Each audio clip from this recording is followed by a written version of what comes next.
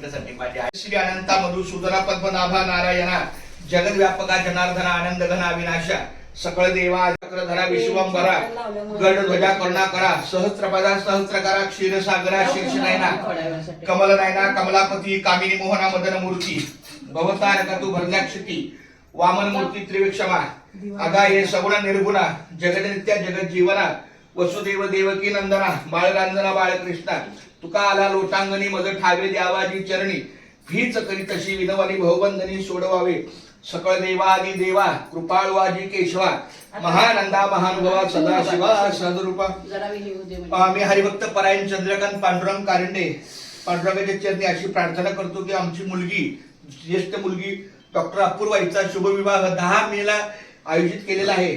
आज त्याचा पहिला श्री गणेश म्हणजे तिला देवाला घेऊन जायचं आहे.